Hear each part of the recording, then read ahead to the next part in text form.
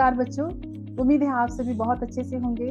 बच्चों, आज का जो ये टॉपिक है वो सीबीएसई बोर्ड के बच्चों के लिए है, जो बच्चे क्लास 10th में हैं और जिन्होंने हिंदी कोर्स। आप लोगों से कुछ कहना चाहूंगी कि आपको कोई भी डाउट हो किसी भी टॉपिक से, चाहे वो व्याकरण हो, चाहे वो साहित्य हो, चाहे बोर्ड के एग्जाम से रिलेटेड कोई डाउट हो, तो आप नीचे कमेंट में भी कमेंट कर सकते हैं या डिस्क्रिप्शन में मेरा लिंक दिया हुआ है, टेलीग्राम चैनल का लिंक, आप वहां ज्वाइन कर सकते हैं। मैं आपके जो भी डाउट होंगे 24 आवर्स के अंदर उसे सॉल्व करूंगी। ये फ्री ऑफ कॉस्ट है बच्चों, आप इसे ज्वाइन कर सकते हैं और आपके सारे डाउट मैं वहां पर क्लियर करूंगी। तो बच्चों चलिए, बच्चों हमने देखा था कि इंग्लिश में हम इसे पार्ट्स ऑफ स्पीच कहते हैं और हिंदी में हम इसे क्या कहते हैं, पद कहते हैं। और पद के दो भाग होते हैं, विकारी और अविकारी। तो ये जो संज्ञा था वो भी विकारी शब्द थे और जो सर्वनाम है वो भी क्या है, विकारी। इंग्लिश में हम इसे क्या कहते हैं, प्रोनाउन कहते हैं।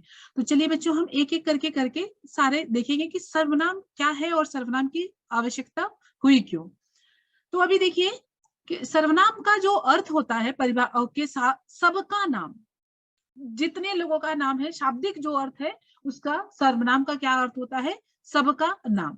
तो अभी नामों के बदले में जो प्रयोग किया गया सर्वनाम मतलब हो गया, देखिए नाम सब वाक्य में जो भी नाम आते हैं, वाक्य में जो भी नाम आते हैं उसके स्थान पर प्रयुक्त हो सकते हैं, उन्हें हम सर्वनाम कहते हैं। क्योंकि अगर वाक्य लिखते हैं तो बार बार अगर करता आ रहा है तो बार बार रहीम, मोहन, सोहन, उसको बार बार हम उस वाक्य में रिपीट नहीं कर सकते हैं, ठीक है। तो उसके लिए हम कुछ सर्वनाम शब्दों का प्रयोग करते हैं। कैसे? जैसे मैं, तू, आप, वह। तो बच्चों हम इसको एक और एग्जाम्पल के जरिए समझने की कोशिश करेंगे कि क्या होता है और क्यों जरूरत है हमें सर्वनाम की। देखिए बच्चों, मोहिनी स्कूल गई है, स्कूल से आते ही मोहिनी की सखी के घर जाएगी। अभी ये वाक्य सुनने में कितना अटपटा सा लग रहा है, लेकिन अगर इसी वाक्य को बदल के लिख दिया जाए सर्वनाम शब्दों के इस्तेमाल के साथ, तो कैसे हो जाएगा, मोहिनी स्कूल गई है, ठीक है। अभी स्कूल से आते ही मोहिनी के घर की जगह वहां से, स्कूल यहाँ पे आ गया ना, तो स्कूल की जगह लिए हमने क्या इस्तेमाल किया, वहां से आते ही वह। अभी ये वह कौन है यहाँ पर, मोहिनी, ठीक है। अपनी, अभी मोहिनी की सखी की जगह हमने क्या इस्तेमाल कर दिया, अपनी सखी के घर जाएगी। तो अभी ये वाक्य सुनने में कितना अच्छा लग रहा है, मोहिनी स्कूल गई है, वहां से आते ही वह अपनी सखी के घर जाएगी। तो इसलिए सर्वनाम शब्दों की आवश्यकता हुई, ठीक है बच्चों। अभी हम देखते हैं सर्वनाम के कितने भेद हैं।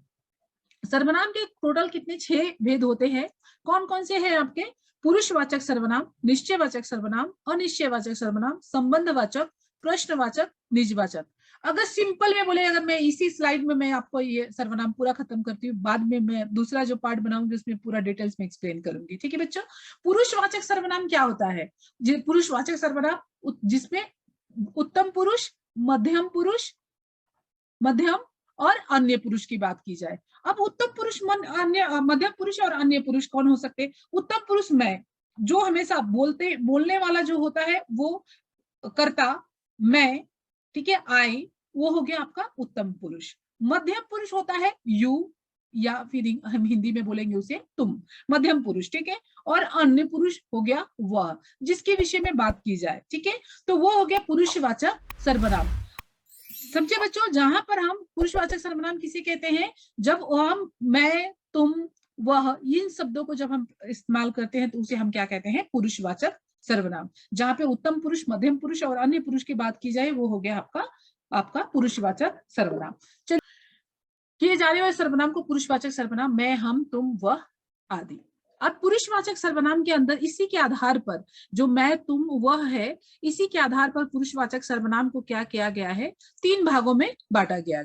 कौन कौन से, उत्तम पुरुष, मध्यम पुरुष और अन्य पुरुष। उत्तम पुरुष कौन होता है, बोलने वाला, देखिए बोलने वाला, मध्यम पुरुष सुनने वाला, और अन्य पुरुष जिसके विषय में हम बात कर रहे हैं, जिसके विषय में हम क्या कर रहे हैं, बात कर रहे हैं, वो हो गया हमारा अन्य पुरुष।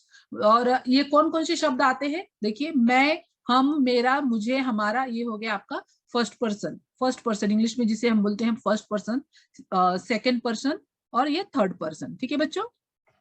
तो अभी सुनने वाले तू, तुम, तुम्हें, आपको कहते हैं, और हम अन्य पुरुष के लिए वह, वे, यह, उसकी, उनकी, ये सारे शब्दों का इस्तेमाल करते हैं।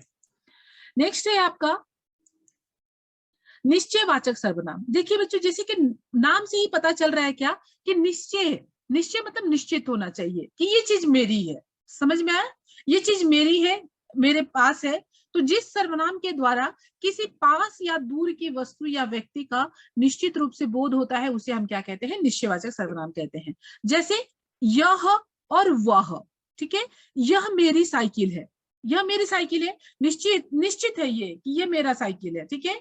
और वह क्या है? मेरा मित्र है, वह मेरा मित्र। तो यहाँ पे वो जब निश्चित रहेगा तो वो सब क्या हो जाएगा? आपका निश्चयवाचक सर्वनाम हो जाएगा। आगे चलिए बच्चों, हम देखते हैं नेक्स्ट अनिश्चयवाचक। अभी जहां पे देखिए, जहां निश्चित था वहां पे यह वह आया, लेकिन जहां अनिश्चित होगा वहां पे कोई और कुछ होगा। जहां अनिश्चित होगा वहां पे कोई और कुछ होगा। मुझे नहीं पता कौन आया है, दरवाजे पे कोई आया है, कौन आया है मुझे नहीं पता, अनिश्चित है, हमें पता नहीं है। तो ऐसे अनिश्चयवाचक सर्वनाम का भी प्रयोग किया जाता है। तो जो सर्वनाम अनिश्चित व्यक्ति या वस्तु का बोध कराए, अनिश्चयवाचक सर्वनाम कहते हैं। चलो नेक्स्ट देखते हैं कि नेक्स्ट क्या है, संबंधवाचक सर्वनाम। तो संबंधवाचक क्या कहते, बताते हैं, रीजन बताते हैं कि जो जैसा करेगा वैसा भरेगा, जिसने समय को पहचाना वह सफल हो गया।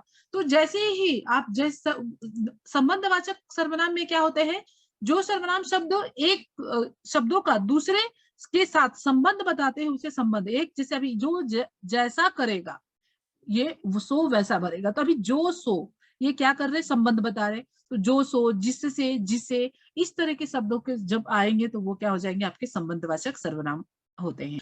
और नेक्स्ट क्या करना पड़ता है, अगर मान लीजिए पद परिचय में ये कैसे काम आता है, जो 10th के बच्चे जो देख रहे होंगे, पद परिचय के समय भी पद परिचय करते समय अगर मान लीजिए यहाँ पे लिख दिया बाहर कौन और कौन के नीचे रेखांकित कर दिया, तो आपको अगर आपने सर्वनाम पढ़ा ही नहीं, बोलेंगे मैम आप तो 10th के बोल रहे थे पढ़ा रहे हैं, तो फिर ये क्या पढ़ा रहे हैं आप। लेकिन पद परिचय करोगे, पद परिचय या फिर पद बंध का बताओगे, तो उस समय पार्ट्स ऑफ स्पीच पूरी तरह से क्लियर होना चाहिए, तो ही आप बता सकते हैं। ठीक है बच्चों। तो प्रश्नवाचक सर्वनाम है किसे कहते हैं? सिंपल से, जिससे हमें जिन शब्दों से प्रश्न पूछा जाए वो हो गए आपके प्रश्नवाचक सर्वनाम। ठीक है। देखिए स्वयं, अपने आप, ठीक है, ये जो खुद के लिए बात की जाती है, स्वयं के लिए जो बात की जाती है उसे हम क्या कहते हैं? निजवाचक सर्वनाम कहते हैं। तो जिस सर्वनाम से स्वयं या निज का बोध हो, निज मतलब भी अपना होता है, स्वयं मतलब भी अपना होता है, उसे हम निजवाचक सर्वनाम कहते हैं। जैसे आप, स्वयं। ठीक है बच्चों, उम्मीद है बच्चों आप लोगों को सर्वनाम समझ में आया होगा।